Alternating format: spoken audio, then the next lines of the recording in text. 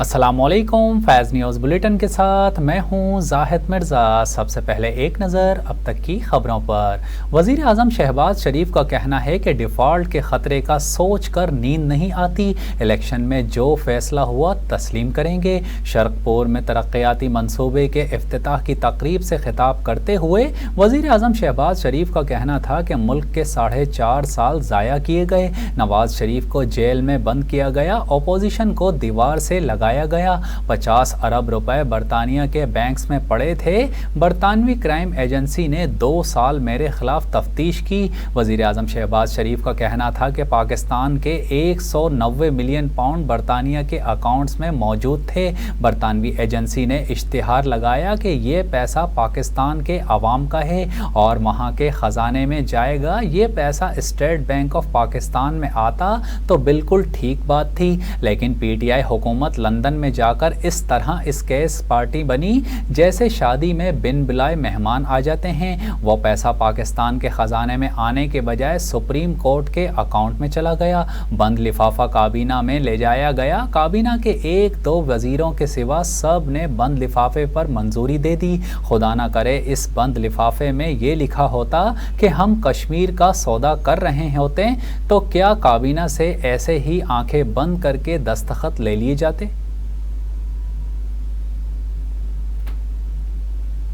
महकमा दाखिला पंजाब ने 9 मई को जिन्ना हाउस और दीगर हसास तनसीबात के जलाओ घेराव केस की दोबारा तफ्तीश के लिए एक और JIT तश्कील दे दी है। नोटिफिकेशन के मुताबिक नई JIT के मेंबरान में SP investigation city division doctor रज़ा Tanveer, ASP AVLS Lahore Rana Zahid Parvez, ASP Taimur Khan और इंचार्ज इन्वेस्टिगेशन थाना फैक्ट्री एरिया इंस्पेक्टर सरवर शामिल हैं। जलाओ घेराव केस में कत्ल, इक़दाम कत्ल और दहशतगर्दी समेत दीगर दफात शामिल हैं। नई JIT केस की दोबारा तफ्तीश करेगी। ख्याल रहे कि 9 मई को चेयरमैन तहरीक इंसाफ इमरान खान की गिरफ्तारी के बाद तहरीक इंसाफ के कारकुनान ने मुल्क भर में जलाओ घेराव और तोड़फोड़ की थी, जिसके बाद सैकड़ों शरपसंदों को गिरफ्तार किया जा चुका है। खबर शामिल करें और आपको बताएं, साबिक सदर आसिफ अली जरदारी खुसूसी तैयारे से दुबई पहुंच गए, जहां उनकी अहम सियासी मुलाकातें मुतवक्के हैं। रिपोर्ट्स के मुताबिक साबिक सदर की दुबई में अहम सियासी मुलाकातें मुतवक्के हैं। आसिफ अली जरदारी चंद दिन दुबई में ही क़याम करेंगे, जिसके बाद वो वतन वापस आएंगे, जबकि दूसरी जानिब पाकिस्तान पीपल्स पार्टी के चेयरमैन और वज़ीर ख़ारिजा बिलावल भुट्टो जरदारी लाड़काना से खुसूसी तैयारे से कराची पहुंच गए हैं।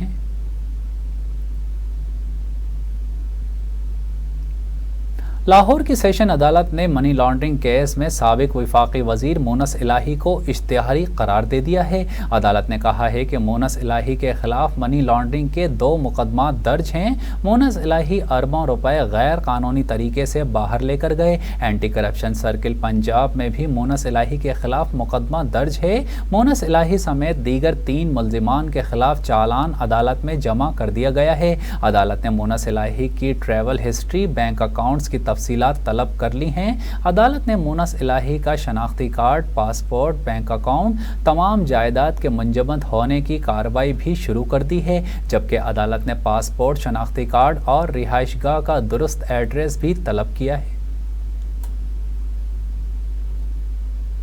खबर शामिल करें और आपको बताएं, पंजाब हुकूमत ने अपने तमाम assistant commissioners, additional deputy commissioners और एडिशनल कमिश्नर्स को नई गाड़ियां खरीद कर देने के लिए 3.2 अरब रुपए जारी करने की मंजूरी दे दी। ऐसे वक्त में जबकि मुल्क शदीद माली बहरान का शिकार है, महकमा ख़जाना लाहौर ने assistant commissioner, additional deputy commissioners और एडिशनल कमिश्नर्स के इस्तेमाल के लिए नई गाड़ियों की खरीदारी के लिए 3 अरब 20 करोड़ रुपए की मंजूरी का नोटिफिकेशन जारी किया है।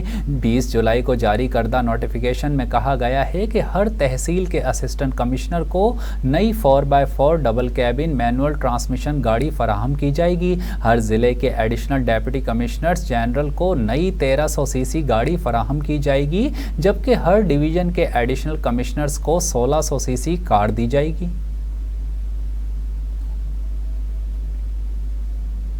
انٹرپول کی مدد سے قتل کا ملزم مسقط سے گرفتار، جسے پاکستان منتقل کر دیا گیا ہے۔ اشتہاری ملزم عبداللہ پنجاب پولیس کو مطلوب تھا۔ ملزم کو مسقط سے گرفتار کر کے پاکستان منتقل کر دیا گیا ہے۔ ملزم عبداللہ کے خلاف قتل کی دفعات کے تحت مقدمہ درج تھا اور FIA national central bureau Interpol Pakistan نے ملزم کی گرفتاری کے لیے ریڈ نوٹس جاری کیا تھا۔ بعد ازاں FIA امیگریشن نے ملزم کو بہاول نگر پولیس کے حوالے کر دیا۔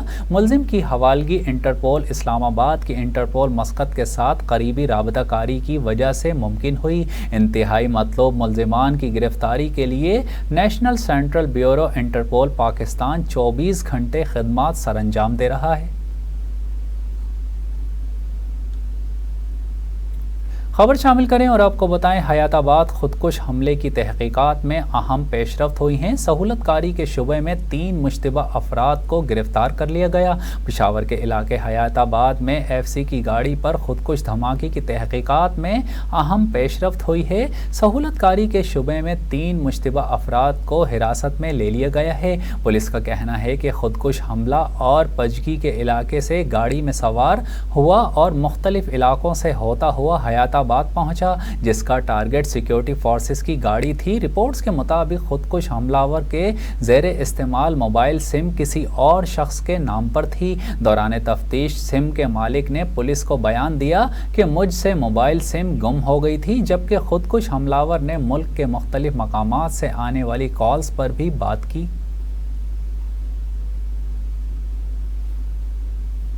یہاں آپ کو بتائیں، لاہور میں موسلا دھار بارش سے Mall Road, College Road, Model Town, Lawrence Road, Qurtaba Chowk, Waris Road, Riaz Colony, Chauburji Multan Road سمیت متعدد علاقے زیر آب آ گئے۔ گلشن راوی میں 163 ملی میٹر، نشتر ٹاؤن 151، جوہر ٹاؤن 156، لکشمی چوک میں 142 میٹر بارش ریکارڈ کی گئی۔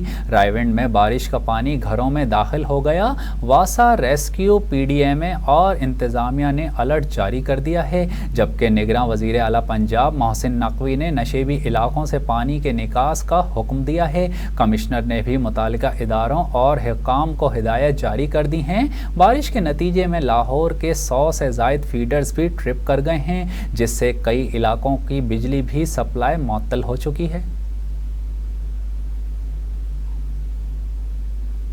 لاہور سمیت پنجاب میں بچوں سے زیادتی کے واقعات پر اسکولز میں طلباء کو جنسی تشدد پر آگاہی دینے کا فیصلہ کر لیا گیا ہے۔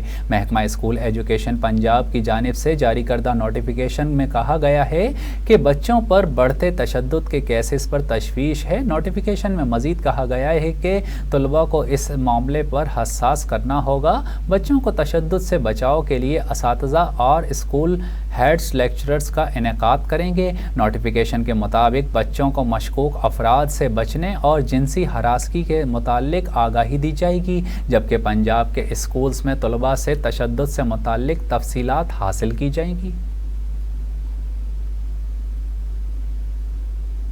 خبر شامل کرتے ہیں اور آپ کو بتائیں، مہنگائی میں اضافے کا رجحان جاری ہے۔ ایک ہفتے میں مہنگائی کی شرح میں 0.07% اضافہ ریکارڈ کیا گیا، جبکہ سالانہ بنیادوں پر مہنگائی کی شرح 29.16% رہی ہے۔ ادارہ شماریات کے مطابق گزشتہ ہفتے 30 اشیاء ضروریہ کی قیمتوں میں اضافہ، 9 میں کمی اور 12 کی قیمتوں میں استحکام رہا۔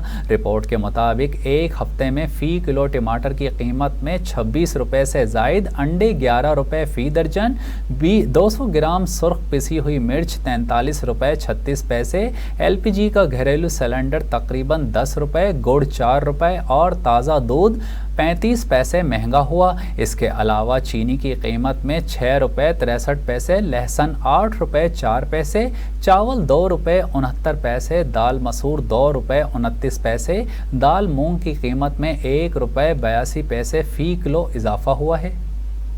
چین اور پاکستان کے تعاون سے دفاعی شعبے میں ایک اور اہم سنگ میل عبور کر لیا گیا۔ پاک چین تعاون سے 4054 AP فریگیٹ کی تکمیل بھی ہو گئی ہے اور 2 مزید تباہ کن جنگی جہاز PNS شاہجہاں اور ٹیپو سلطان پاک بحریہ کے بیڑے میں شامل ہو گئے۔ یہ جہاز زمین سے زمین، زمین سے فضا اور زیر آب جنگی کارروائیوں میں مہارت رکھتے ہیں۔ جدید ٹیکنالوجی سے لیس یہ جنگی جہاز جیمنگ سسٹم سے حملہ آور ریڈار گائیڈڈ میزائل کو دور سے ہی ناکارہ بنا دینے کی صلاحیت رکھتے ہیں۔ نئے اور جدید 4 فریگیٹس پاک بحریہ کی قوت کو مضبوط بنائیں گے اور بحری محاذ پر دفاع کو یقینی بنانے اور درپیش چیلنجز سے نمٹنے میں معاون ثابت ہوں گے۔ خبر شامل کریں اور آپ کو بتائیں، روس نے یوکرین سے اجناس ڈیل میں واپس آنے کے لیے 7 شرائط رکھ دی ہیں۔ غیر ملکی میڈیا کے مطابق روس کی جانب سے اقوام متحدہ کی سلامتی کونسل سے کہا گیا ہے کہ روسی اجناس اور کھاد پر پابندی ختم کی جائے، جبکہ غذا اور کھاد کی ڈیلنگ کرنے والے تمام روسی بینکس پر عائد رکاوٹیں ہٹائی جائیں۔ اس کے علاوہ روسی مالیاتی اداروں کو عالمی بینکاری نظام سوئفٹ سے جوڑا جائے، جبکہ زرعی مشینری کی پرزوں کی روس کو درآمد بھی بحال کی جائے۔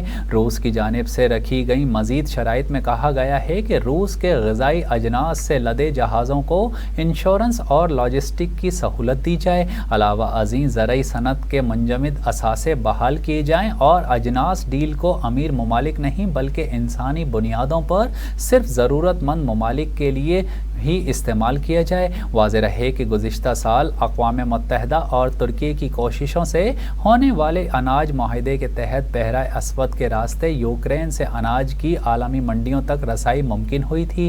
تاہم روس نے گزشتہ دنوں یوکرین سے اناج درآمدات کے معاہدے پر عمل درآمد روکنے کا اعلان کیا تھا۔ ترجمان روسی صدارتی محل کریملن کا کہنا تھا کہ بحرہ اسود سے اناج کی برآمدات کے معاہدے پر عمل درآمد روک دیا ہے۔ روس شرائط پوری ہونے کے بعد روس فوری طور پر اناج ڈیل پر واپس آ جائے گا۔ روس کے اس فیصلے پر رد عمل دیتے ہوئے عالمی مالیاتی فنڈ IMF نے کہا تھا کہ یوکرین سے اناج کی فراہمی رکنے سے جنوبی ایشیا، مشرق وسطیٰ اور شمالی افریقہ کے غریب اور کم آمدنی والے ممالک متاثر ہوں گے۔ اور اب ایک نظر فیض اسپورٹس پر۔ ایشین کراٹے چیمپئن شپ میں پاکستان کے محمد اویس نے بھارتی فائٹر کو شکست دے دی۔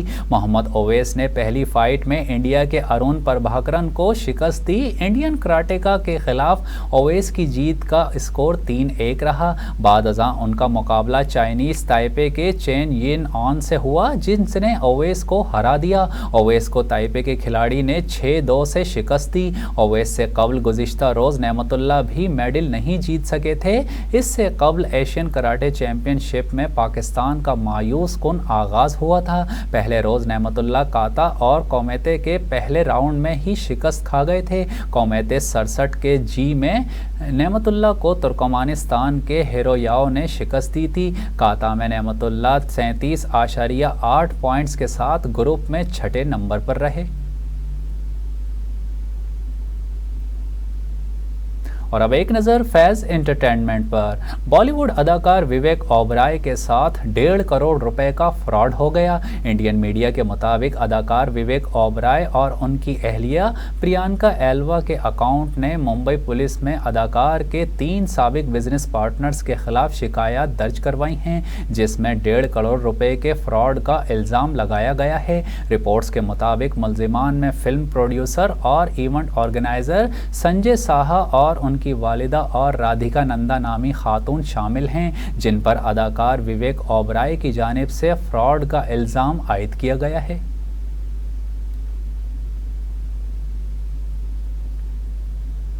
نیوز بلیٹن سے فی الوقت اتنا ہی۔ مزید خبروں اور اپڈیٹس کے لیے دیکھتے رہیے فیض نیوز، ہمارے ساتھ رہیے۔